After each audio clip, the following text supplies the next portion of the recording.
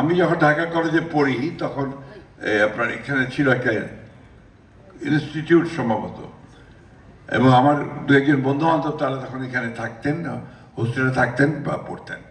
তখন এই জায়গা এখানে নামটা ছিল আপনার কলেজ গেট। ওইখানে আমরা বাস থেকে নামতাম, নেবে এখানে আসতে। তো চতুর্দিকে তখন অনেক বেশি আপনার সবুজ ছিল, যেটা একটা ফার্ম ছিল, এটা ফার্ম গেট বলা হয়, তখন ওখানে একটা গেট ছিল, আর এখানে কলেজ গেট। যাই হোক, এখানে গড়ে উঠেছে আপনাদের এই ইউনিভার্সিটি। এই ইউনিভার্সিটির যে অতীত সেটা অনেক আগে থেকেই কৃষিকে ডেভেলপমেন্টের জন্যে, কিন্তু ইদানিংকালে এখন যে বিষয়টা সবচেয়ে বেশি প্রয়োজন, সবচেয়ে বেশি চ্যালেঞ্জের, যে সারা কিছুক্ষণ আগে একজন বলেছেন যে আমাদের দেশে এখন প্রায় 20 কোটি মানুষ। এই 20 কোটি মানুষের খাদ্য নিরাপত্তা যে চ্যালেঞ্জ, ফুড সিকিউরিটি যে চ্যালেঞ্জ, সেটা মোকাবেলা করা একটা বড় ব্যাপার। এবং আপনার একই সঙ্গে আবার এই কৃষিতে উদ্বৃত্ত সৃষ্টি করে তার থেকে আপনার বাইরে থেকে কিছু অর্থ উপার্জনের ব্যাপারটাও এর মধ্যে রয়েছে। আজকে যারা এখানে নবীন শিক্ষার্থী যারা ভর্তি হয়েছেন, তারা আজকে এখানে কৃষির উপরে পড়াশোনা করবেন।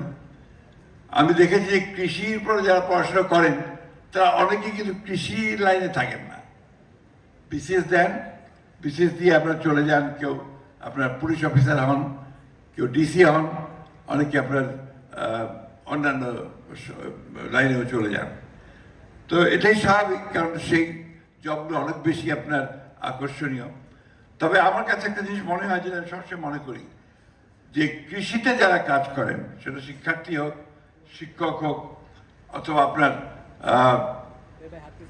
মাঠে যারা কৃষি কাজ করছেন তারা, অথবা যারা ডিসেমিনেট করছেন টেকনোলজিটাকে, তারা, এরা আমার কাছে মনে হয় যে বাংলাদেশের সর্বশ্রেষ্ঠ মানুষ তারাই।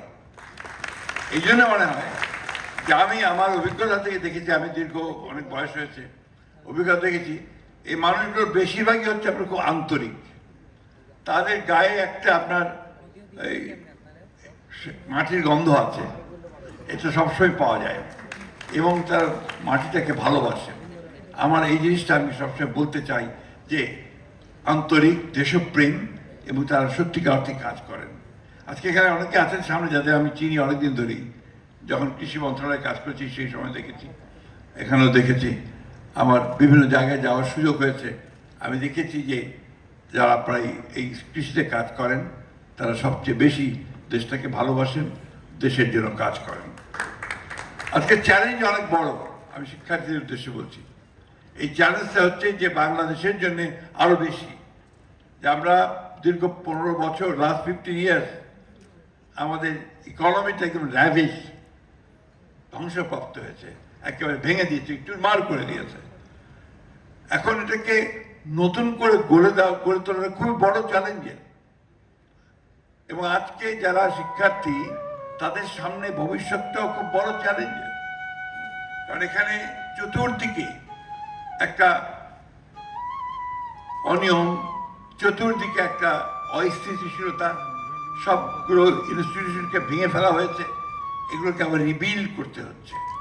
এই রিবিল্ড করাটা কিন্তু সোজা কথা নয়।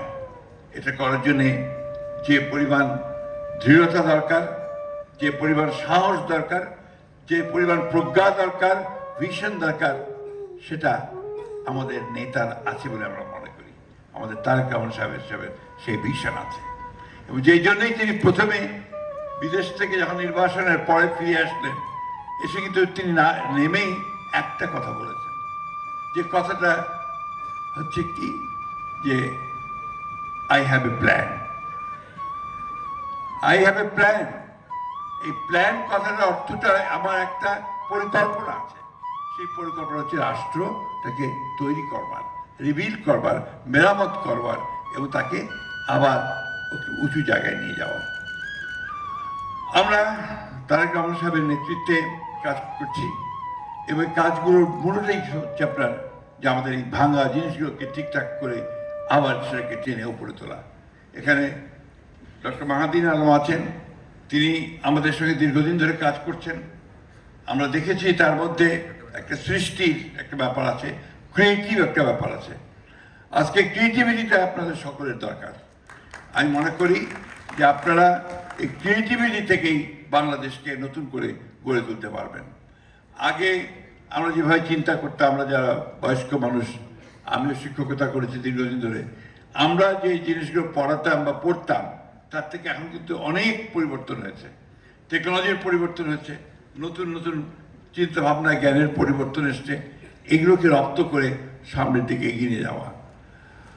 আজকে যারা এখানে এসছেন শিক্ষার্থীরা, তাদের সামনে আরেকটা চ্যালেঞ্জ আছে, তাদের নিজেদের জীবনের জীবিকাকে ঠিক করা, অর্থাৎ কর্মসংস্থান সৃষ্টি করা। বাংলাদেশে এখন প্রায় 4 কোটি না, প্রায় 4 কোটি শিক্ষিত বেকার যুবক। একটা পদের জন্যে, গ্র্যাজুয়েশনের জন্য ধরেন একটা দরকার, একটা পদের জন্য সেখানে প্রায় 5 লাখ 6 লাখ একটা পদের জন্য দরখাস্ত আসে। আমরা একটা নতুন বিশ্ববিদ্যালয় করতে যাচ্ছি ঠাকুরগাঁতে। এর জন্য আপনার সব প্রাথমিকভাবে যে ছোট ছোট আপনার ওই অফিস সহকারী বা এই ধরনের পদগুলোর জন্য দরকার, যখন বিজ্ঞাপন দেওয়া হয়েছে, হাজার হাজার দরখাস্ত আসছে সেখানে।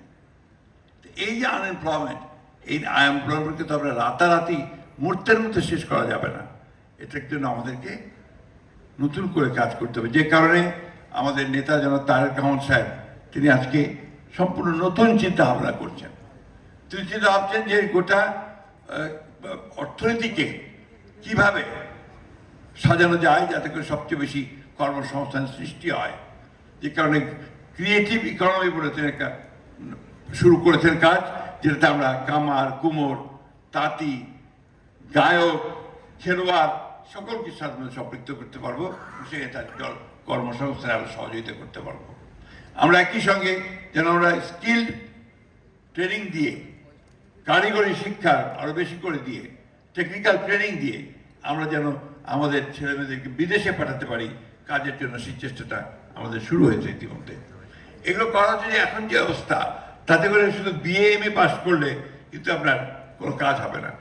আজকে যারা শিক্ষার্থী, যারা এগ্রিকালচারে পাস করবেন, সবাই যে আপনার এগ্রিকালচার ডিপার্টমেন্টে কাজ পাবেন বা এগ্রিকালচার রিলেটেড ডিপার্টমেন্টে কাজ পাবেন তা কিন্তু পাবেন না।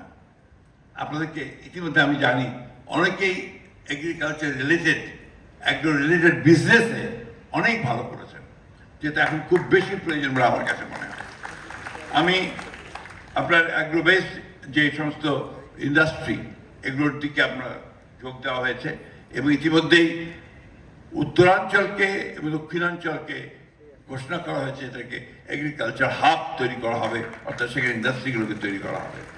আমি এই কথাগুলো এই জন্য বলছি আপনাদের যে এগুলো সম্পর্কে আমাদের ধারণা নিতে হবে। মাত্র 5 মাস হয়েছে এই সরকারের, ইতিমধ্যেই বিভিন্ন রকম কথাবার্তা সমস্যা হচ্ছে, এগুলো থাকবে। রাজনীতি মানেই তো আপনার কথা হবে। আর বাংলাদেশের আমরা আমাদের চারিত্রিক বৈশিষ্ট্য হচ্ছে অনেক অনেক বেশি কথা বলি, ওইগুলোর থেকে নিয়েই কিন্তু আমাদেরকে সামনের দিকে এগোতে হবে।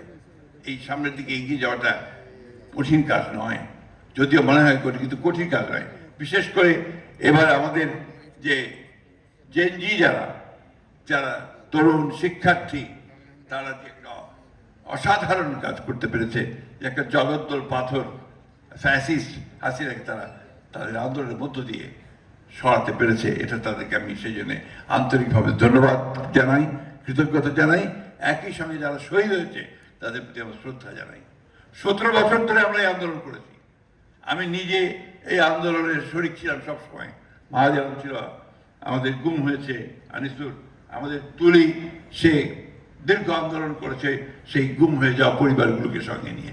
অনেক কষ্ট, অনেক ত্যাগ তিতিক্ষা গেছে, এখন একটা সুযোগ এসছে। আমি যেটাকে সবসময় বলি, একটা অপরচুনিটি হ্যাজ কাম। এই সুযোগ থেকে আমরা নেই, এটাকে আমরা যেন হেলায় নষ্ট না করি, এটাকে যেন আবার একটা অন্ধকারের মধ্যে ঠেলে না দিই, বরঞ্চ আলোর দিকে ঠেলে নিয়ে যাই। আমরা সবাই কাজ করে আমাদের কাজগুলো সামনের দিকে এগিয়ে যেতে পারি। আমি এইটুকু আপনাদের কথা বলতে পারি, কথা দিতে পারি যে আমি যে জায়গায় আছি সেই জায়গা থেকে শুধু শেরেবাংলা বিশ্ববিদ্যালয় নয়, কৃষি বিশ্ববিদ্যালয়, সমগ্র দেশকে এগিয়ে নিয়ে যাওয়ার জন্য আমরা আমাদের আন্তরিকতার অভাব রাখবো, আমরা আমাদের কাজ করব। শেরেবাংলা বিশ্ববিদ্যালয়ের যে সমস্যাগুলোর কথা শুনেছি, যে আপনাদের ছাত্রী হোস্টেল, ছেলেদের হোস্টেল, এই দুটো খুব জরুরি দরকার। আর সেই সঙ্গে রিসার্চের জন্য দরকার, হ্যাঁ এটা খুব জরুরি। রিসার্চের জন্য যে জিনিসটা আমি মনে করি যে মাহাদি আছেন এখানে, এর জন্য আরো বেশি করে ফান্ড বরাদ্দ করা দরকার। বেশি বেশি করলে আমরা নতুন নতুন টেকনোলজি করতে পারবো, সেই টেকনোলজি উদ্ভাবন করতে পারবো এবং সেগুলোকে নিয়ে আমরা আমাদের সমস্যাগুলো সমাধান করতে পারবো। আমাদের এখন সবচেয়ে বড় সমস্যা দাঁড়িয়েছে আপনার এই ক্ষেত্রে এনার্জি, গ্যাস নাই, বিদ্যুৎ আপনার তেল নাই, জ্বালানি নাই, ফলে আপনার সমস্যা খুব বেড়ে গেছে। আপনারা আজকেও দেখেছেন এদিকে আবার যুদ্ধ, ইরান আমেরিকার যুদ্ধের ফলে লাইন বন্ধ হয়ে গেছে, সাপ্লাই লাইন বন্ধ হয়ে গেছে, সমস্যা তৈরি হচ্ছে। তবে গতকাল আমি গিয়েছিলাম বগুড়াতে আমি গিয়ে দেখলাম যে তাদের সেখানে যারা কাজ করছেন এবং তাদের যে রিসার্চার যারা আছেন তারা চেষ্টা করছেন কিভাবে এই এনার্জির সমস্যাকে সমাধান করা যায়। গ্রিন এনার্জির দিকে নিয়ে যাচ্ছেন, একই সঙ্গে আপনার এই যে সোলার সিস্টেমের দিকে নিয়ে যাচ্ছেন। আমি দেখলাম ওখানে তারা একটা ওই যে ফ্লাই এনার্জি, অর্থাৎ চাকা ঘুরিয়ে যে আপনার এনার্জি তৈরি করা, বিদ্যুৎ তৈরি করা, সেই কাজটাও তারা করা শুরু করেছেন।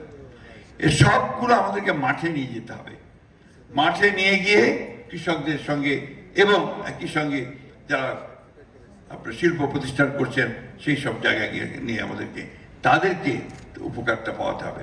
আমাদের আজকে যারা শিক্ষার্থী এখানে এসছে এরা কিন্তু সবচেয়ে প্রিভিলেজ। তোমরা কেন প্রিভিলেজ? যে হাজার হাজার ছেলে মেয়েদের পরীক্ষা দিয়ে তার মধ্যে মাত্র তোমরা লক্ষ ছেলের পরীক্ষা দিয়ে মাত্র কিছু তোমরা মেধা দিয়ে সিলেক্টেড হয়েছো, তাই না? তো তোমাদের উপরে কিন্তু একটা জাতির দায়িত্ব আছে। তোমাদের জন্য জাতি অনেক ব্যয় করছে। এখন তোমাদের যে শুরু হবে এর পুরো ব্যয়টা কিন্তু সরকার বহন করবে, অর্থাৎ জাতি বহন করবে। এটাকে তোমাদেরকে মূল্য দিতে হবে। ওই যে মাঠের মধ্যে কৃষক রক্ত পানি করে আপনার ফসল ফলায়, শ্রমিক যে আপনার আমাদের উৎপাদন করে, অথবা গার্মেন্টসে যারা কাজ করে মেয়েরা, তাদের সকলের যে আয়, সে আয়ের একটা অংশ হিসেবে কিন্তু তোমাদের এই লেখাপড়াটা এরা আসছে, খরচটা আসছে, বিশ্ববিদ্যালয় চলছে, বিল্ডিং হচ্ছে, হস্টেল হচ্ছে, তাই না? তোমাদের দায়িত্ব আছে তো দেশের প্রতি, এবং সেই দায়িত্বটা হচ্ছে তোমাদেরকে ওই দেশকে কন্ট্রিবিউট করতে হবে। যখন তোমরা লেখাপড়া শেষ করবে, শেষ করার মধ্যে দিয়ে তোমার দেশকে সামনের দিকে এগিয়ে নিয়ে যাবে। আমি বক্তব্য বাড়াবো না, অনেক কথা হয়েছে, শুধু এইটুকু বলতে চাই, সুযোগ সবসময় আসে না। এখন আমাদের সামনে একটা সুযোগ এসেছে। আমরা এমন একজন নেতা আজকে পেয়েছি, কথা জোর গলায় বলতে পারি, যিনি কাজ করতে চান, দেশের কল্যাণ করতে চান, যিনি পরিবর্তন আনতে চান।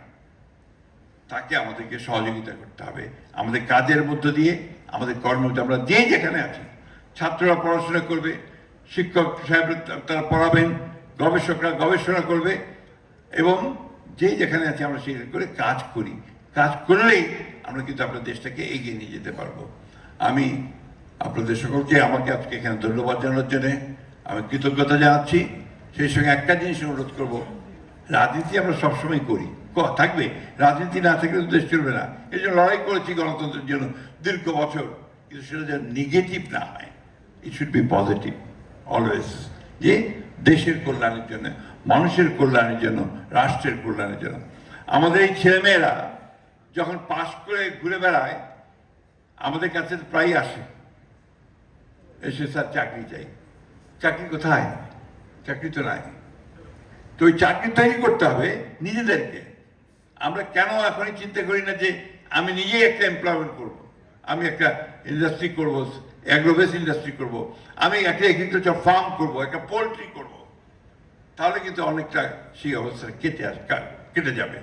আমি তাই অনুরোধ করব যে সব দিক চিন্তা করতে হবে, সে চিন্তা করে এগোতে হবে। শেষ করছি, আজকে যারা অরিয়েন্টেশন করতে এসেছেন তাদের সাফল্য কামনা করছি, এবং ভবিষ্যতে সবাই যেন খুব ভালো কৃষিবিদ হয়ে উঠতে পারে সেই কামনা নিয়ে, প্রত্যাশা নিয়ে, পরম করুণা আল্লাহ তাআলার কাছে সেটাই দোয়া আছে। সকলের সুসব, ভালো থাকবেন, সুস্থ থাকবেন। আসসালামু আলাইকুম।